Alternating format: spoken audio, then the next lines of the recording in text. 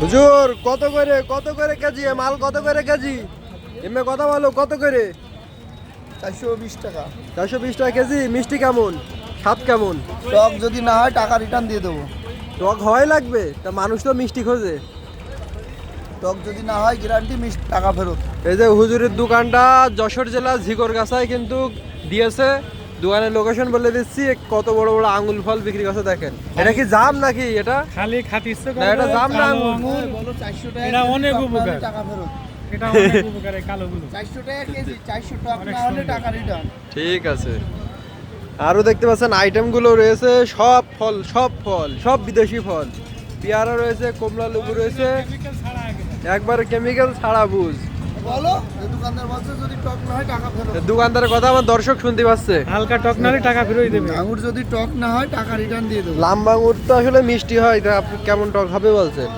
মাল তো মনে হচ্ছে গাছ থেকে বলি ছিঁড়ে নিয়ে আসলেন ডাল মাল এখনো সব কাঁচা রয়েছে দেখেন আগে ফাইটিয়ে যাচ্ছে এই দেখেন টাকা টাকা দেখেন ফেরত বাবা রেকে সেই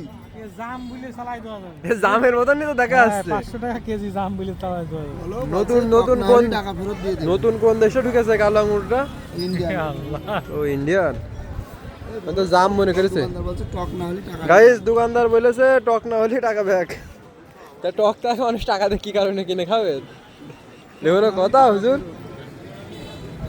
টক না হলে টাকা দেয় দেখেন আঙুরগুলো কি হাত হচ্ছে থুকা থুকা আগুন সেই